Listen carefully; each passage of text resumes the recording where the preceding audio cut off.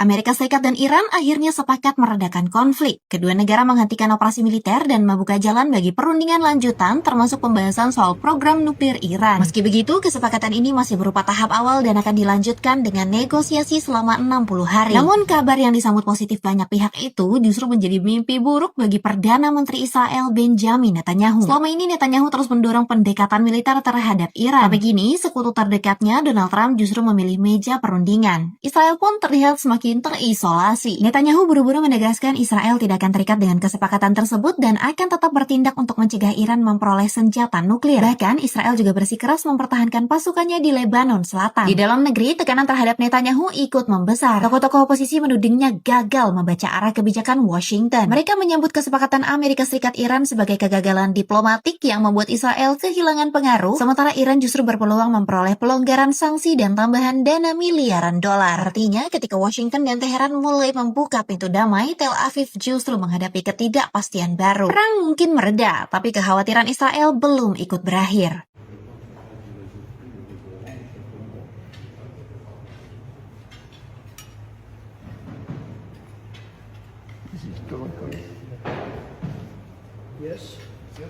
Bravo.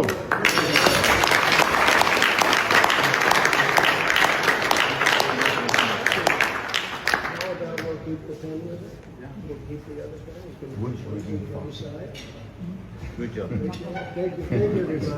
Great job. Bravo.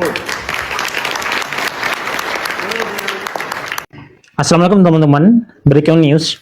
Trump resmi menandatangani MOU perdamaian dengan Iran. Iran meminta penandatanganan dipercepat dan tidak perlu ke Swiss segala hanya untuk sekedar tanda tangan. Lagian ngapain dikit-dikit kok ke luar negeri? Ya kalau bisa 5 tahun tidak perlu ke luar negeri. Iran menuntut dipercepat demi untuk menghentikan kebrutalan Israel di Lebanon yang sampai hari ini masih melancarkan serangan. Iran menegaskan perjanjian damai ini juga mengikat Israel. Jika Israel masih menyerang, maka dinilai Iran sebagai pelanggaran terhadap kesepakatan gencatan senjata dan Iran sah dan legal menyerang Israel. Dan teman-teman, ini bunyi pasal 1 perjanjian damai Iran dengan Amerika Serikat. Kata termasuk Lebanon menunjukkan bukan hanya perang di Lebanon yang dihentikan, tapi sebagaimana kalimat sebelumnya, yaitu penghentian segera dan permanen seluruh operasi militer di semua front. Artinya di semua front itu apa? Ya semuanya, di Gaza, di Yaman, dan di mana saja di seluruh kawasan. Iran dan sekutunya tidak boleh menyerang, begitu juga Amerika dan sekutunya tidak boleh menyerang. Jadi, hanya orang yang punya penyakit hati dan memang sakit hati yang masih terus berwacana Iran tidak peduli pada Palestina karena tidak menyertakan Palestina dalam perjanjian damainya. Harus gitu disertakan. Mengapa harus ngotot menyertakan nama Palestina kalau akhirnya tidak akan ada perjanjian yang disepakati? Ingat, Iran ini bernegosiasi dengan negara yang sampai sekarang tidak mau mengakui Palestina. Amerika dan Israel memang mengakui Palestina. Jadi agar kesepakatan bisa dicapai, meski tidak ada nama Palestina, tapi sudah include dalam kalimat penghentian operasi militer di semua front, mengapa Iran harus ngotot yang itu berdampak tidak ada yang disepakati? Mengapa kalian yang mendukung Iran tidak, simpatik juga tidak, tapi malah mengatur Iran harus banget ngapain? Kalau bukan donatur, yang dosa ngatur. Terus kalau ada yang melanggar dari perjanjian Iran-Amerika Serikat, siapa yang menindak yang melanggar ini? Ya perang lagi. Trump sudah mengancam, jika Iran tidak mematuhi perjanjian, maka Amerika Serikat kembali melakukan operasi militer atas Iran. Dan Iran juga menanggapi dengan santai, kalau Amerika Serikat melanggar, Israel akan dihajar. Makanya yang paling menolak perjanjian damai ini ya Israel. Israel merasa ditinggalkan Amerika. Trump juga sudah mengingatkan Israel, tanpa Amerika, Israel itu sudah tidak ada. Jadi teman-teman, itu pentingnya punya kekuatan. Dan Iran memiliki itu. Iran mengaplikasikan perintah Rasulullah, Muslim yang kuat lebih baik dari Muslim yang lemah. Namun herannya yang nyinyir ke Iran, malah kelompok Muslim yang lemah, pengecut, dan negaranya sendiri bersandar pada kekuatan asing. Itu tidak tahu diri namanya. Without us, without the United States, there would be no Israel. Without me, there would be no Israel, because no other president was willing to do what I did. I've had a great relationship with Bibi, but now Bibi has to be more responsible with respect to Lebanon. Now, I'm not happy with the way Israel has handled themselves with Lebanon and with Hezbollah. They should have been able to do the job faster. It just goes on forever. And when that happens, it throws a negative light on the big deal, and that's the deal with Iran. So when you ask me about Bibi, an unbelievable relationship. But Israel would have been blown up a long time ago had I not gotten involved. This is on a monthly basis. עם הסכם, בלי הסכם, לאיראן לא יהיה נשק גרעיני. לא היום ולא מחר. כל עוד אני ראש ממשלת ישראל, זה לא יקרה.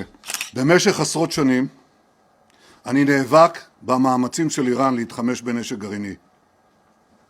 אני יכול להגדיר את זה כמשימת חיי. עמדתי בה עד היום, ואני אעמוד בה גם בעתיד. עם הסכם, בלי הסכם, לאיראן לא יהיה נשק גרעיני. לא היום ולא מחר.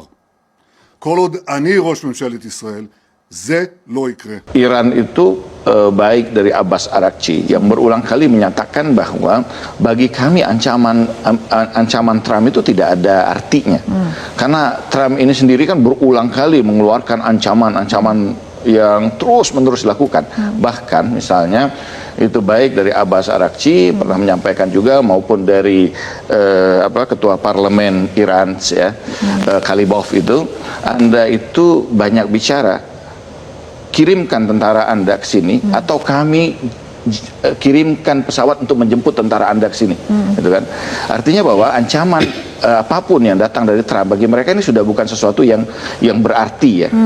Dan mereka dalam konteks ini mereka sudah menyiapkan segala sesuatu bahkan pada keadaan yang paling mengkhawatirkan sekalipun. Artinya dalam konteks ini Iran sudah membaca semua ini dan mereka siap dalam keadaan yang paling sulit sekalipun sekiranya terjadi bahkan pada perang darat. We're blowing it away. We're blowing everything away, and we're going to end that war very quickly. They want to make a deal so badly. They're tired of this. This should have happened for 47 years. Somebody should have done something about it, and it's going to happen, and it's going to happen fast, and you're going to see oil prices plummet. They're going to come down. There's so much oil out there. They're going to come plummeting down. Iran memang sengaja membiarkan Amerika menderita dan akan dalam waktu dekat mengemis di hadapan Iran. Sekali lagi Iran membuka kebobrokan Amerika. Amerika menyerang Iran di Bandar Abbas dan beberapa wilayah yang lain di sekitar Selat Hormuz, dan ini membuka borok Amerika bahwa Amerika bukanlah negara yang bisa dipercaya. Bukanlah negara yang bisa menyelesaikan persoalan di atas meja diplomasi. Mereka adalah preman dunia yang selalu berbicara dengan cara kekerasan. Yang diinginkan Amerika adalah ketundukan Iran. Padahal kita tahu bahwa Iran tengah memeras Amerika untuk terus menghamburkan anggaran yang begitu besar dengan hasil yang nihil. Bahkan mereka mengalami kerugian yang besar dengan hancurnya beragam fasilitas peperangan dan terakhir helikopter Apache. Dan bahkan hari ini kita mendengar Iran meledakkan kapal tanker yang berbendera Amerika. Sebagaimana Trump mengklaim bahwa setiap malam mereka mencuri minyak Iran, tapi realitas yang terjadi justru sebaliknya. Iran tengah mencekik Amerika. Amerika akan mengalami kekacauan dan kerugian yang sangat besar, sementara mereka tidak mampu mencapai apapun yang mereka inginkan. Iran memang sengaja membiarkan Amerika menderita dan akan dalam waktu dekat mengemis di hadapan Iran. Ini adalah satu strategi bagaimana Iran memperpanjang perang ini, memainkan Amerika dan membuka kedok kebobrokan Amerika sebagai bangsa dan negara yang tidak bisa dipercaya sedikit pun.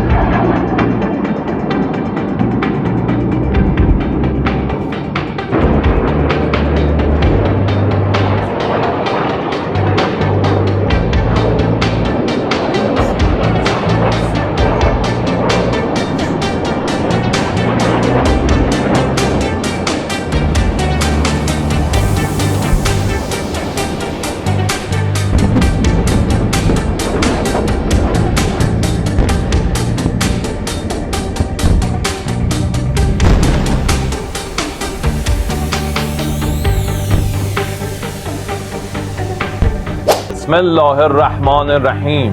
با توجه به اینکه همه پایگاه‌های آمریکا در منطقه از بین رفته است، فرماندهان و سربازان آمریکا فرار و در مخفیگاه‌های خارج از پایگاه‌ها پناه گرفتند و ما به دنبال آنها می‌گردیم. از مردم کشورهای منطقه می‌خواهیم محل اختفای آنها را گزارش کنند و همزمان برای امنیت خود اخراج آمریکایی‌ها را از منطقه خواستار شوند. و من نصر الا من عند الله العزیز الحکیم.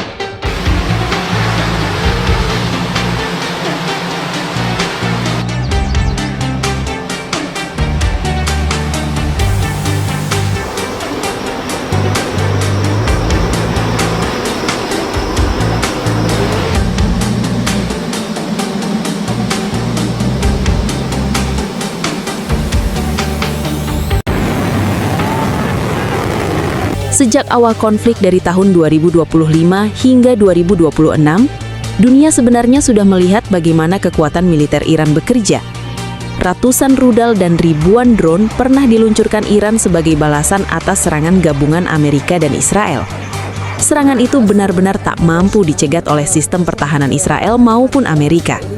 Bahkan pertahanan gabungan Amerika dan Israel dari satu rudal Iran harus membutuhkan 11 antiseptor canggih dan berlapis. Itu artinya, 2 rudal Iran membutuhkan 22 antiseptor canggih yang sangat mahal. Dan bisa dibayangkan kelipatan itu jika Iran meluncurkan 10, bahkan ratusan rudal sekaligus. Target hanya bisa pasrah digempur rudal Iran. Itu adalah demonstrasi kekuatan yang benar-benar disaksikan dunia. Dan hasilnya nyata. Di berbagai kota di Israel dihantam berkali-kali. Landasan bandara dihancurkan, kota-kota di Israel luluh lantak, dan sistem pertahanan mereka tak mampu menghadapi gelombang serangan yang datang bertubi-tubi. Laporan intelijen yang mulai tersebar, ternyata Iran disebut memiliki stok jutaan rudal berbagai ukuran. Bahkan Iran memiliki rudal balistik yang menembus atmosfer dengan jangkauan 15.000 km, yang mampu membawa hulu ledak nuklir. Itu artinya, rudal balistik Iran mampu mencapai seluruh negara di dunia, tak terkecuali daratan Amerika Serikat. Padahal jarak antara Iran dan Amerika hanya berjarak kurang dari 11.000 km. Sedangkan rudal balistik Iran yang tak pernah diperlihatkan mencapai jarak 15.000 km. Dan ini yang paling menarik dan tak pernah disampaikan media. Di balik kesepakatan gencatan, ada situasi yang mengharuskan Trump menyerah. Di saat situasi semakin memanas, Trump sempat mengancam keras Iran. Trump mengatakan akan membumi hanguskan Iran, dan ternyata ancaman itu justru berbalik arah. Iran balik mengancam kesiapannya perang total secara besar-besaran. Hal itu diperkuat dengan rakyat Iran yang mendorong militernya kesiapannya menyambut perang total. Dan akhirnya, ancaman itu justru berbalik arah ke Trump. Karena jika Amerika benar-benar melakukan itu, maka mau tidak mau, Iran akan membalas, mengirim rudal balistik antar benua ke daratan Amerika. Iran sebenarnya menghindari itu, namun jika Trump memaksa, maka Iran siap perang secara total. Dan ancaman balik dari Iran itulah yang membuat Trump tak lagi mampu berkata-kata. Potensi perang besar itu akhirnya disudahi Trump dengan menyerah bersyarat dengan tuntutan 10 syarat Iran yang harus dipenuhi Amerika. Dan akhirnya, Amerika terpaksa harus berlutut. Di media manapun jarang ada yang mengungkapkan ini. Jika Iran tidak benar-benar memiliki kekuatan yang memastikan mereka akan menang, tidak mungkin Iran sampai berani menantang Amerika. Iran tahu betul doktrin militer Amerika. Jika Amerika menguasai perang, maka mereka akan terus maju hingga musuh benar-benar hancur dan sistem kekuasaan dikendalikan penuh oleh Amerika. Namun sebaliknya, Iran justru benar-benar menantang Amerika dan sudah tegas akan perang sampai Amerika menyerah. Jika penyerahan itu tidak terjadi, maka Iran akan terus melanjutkan perang sampai Amerika tak mampu lagi membalas dan mengharuskan mereka menyerah. Perlu difahami, Iran bisa benar-benar berani perang total menghadapi 2 negara kuat sekaligus, itu karena Iran memahami kekuatan lawan dan mereka mengetahui penuh kekuatannya mampu mengalahkan kedua lawan besarnya. Mereka tahu apa yang harus dilakukan. Para analis militer Barat mengatakan, Iran sangatlah kuat, dan Donald Trump juga memahami itu. Menurut CIA, Badan Intelijen Amerika, mengatakan tak ada satupun negara di dunia yang benar-benar mengetahui apa saja yang dimiliki Iran. Selain memiliki jutaan rudal berbagai ukuran dan ratusan ribu drone berbagai jenis, mereka memiliki banyak senjata rahasia, termasuk berbagai jenis sistem tempur elektronik. Kata CIA, kekuatan Iran di luar imajinasi, dan semua itu mereka rahasiakan. Dan sejak perang meletus tahun 2025 dan berlanjut di tahun 2026, Iran baru memperlihatkan permukaannya saja. Kata para jenderal terbaik dan intelijen Amerika, Iran sangatlah kuat, dan kekuatan Iran di luar imajinasi. Namun mereka selalu menghindari perang. Kalimat ini bukan datang dari Iran, melainkan dari para jenderal terbaik dan intelijen Amerika. Dan semua itu baru permulaan. Karena saat itu, Iran masih menahan diri, masih membagi fokus menghadapi Amerika dan Israel sekaligus. Sekarang situasinya berbeda. Amerika sudah keluar dari tekanan langsung. Amerika sudah terikat kesepakatan. Amerika tidak bisa lagi ikut campur, dan itu berarti Iran kini memiliki satu target, satu fokus, satu arah, Israel. Dan inilah yang membuat situasi menjadi sangat mengerikan, karena seluruh kekuatan Iran kini tidak lagi terbagi. Semua diarahkan ke satu titik, dengan satu tujuan, menghukum. Laporan demi laporan mulai bermunculan. Iran telah menyiapkan gelombang serangan besar, bukan ratusan lagi, tetapi dalam skala yang jauh lebih besar dari sebelumnya. Rudal jarak jauh, drone tempur, dan sistem serangan berlapis disiapkan untuk satu hal, menghantam seluruh kota di Israel secara bersamaan. Target utama tetap sama, Tel Aviv. Namun kali ini bukan hanya satu kota, seluruh wilayah Israel berada dalam jangkauan. Dan perbedaannya sangat jelas. Jika sebelumnya Iran masih memberikan jeda, maka kali ini tidak ada jeda. Jika sebelumnya masih ada batas, maka kali ini batas itu telah hilang. Setiap serangan Israel kini akan dibalas berkali lipat. Setiap pelanggaran akan dibayar dengan kehancuran yang lebih besar. Sementara itu, Israel berada dalam posisi paling lemah yang pernah mereka alami. Sistem pertahanan mereka yang selama ini dibanggakan, kini harus menghadapi serangan dalam jumlah besar secara bersamaan. Dan dunia tahu satu hal, tak ada sistem pertahanan yang mampu menahan serangan tanpa henti dalam skala besar. Dan yang membuat situasi ini semakin brutal adalah tidak ada lagi Amerika di belakang mereka. Tidak ada intervensi militer langsung, tidak ada bantuan penuh seperti sebelumnya. Amerika terikat, Amerika tidak bisa bergerak. Bahkan jika Amerika ingin membantu, mereka harus menghadapi konsekuensi yang sangat besar. Penutupan total Selat Hormuz, krisis energi global, dan potensi kehancuran ekonomi dalam negeri mereka sendiri. Artinya, Israel benar-benar sendirian. Dan Iran tahu itu. Iran memahami bahwa ini adalah momen paling menentukan. Momen di mana mereka tidak lagi hanya bertahan, tetapi mengambil alih kendali penuh. Kini bukan lagi Israel yang menentukan arah perang. Bukan lagi Amerika yang mengatur tekanan, tetapi Iran. Dan jika gelombang serangan besar itu dimulai, maka dunia tidak lagi menyaksikan konflik biasa, tetapi menyaksikan satu negara yang benar-benar melepaskan kekuatan besarnya untuk menghantam tanpa henti.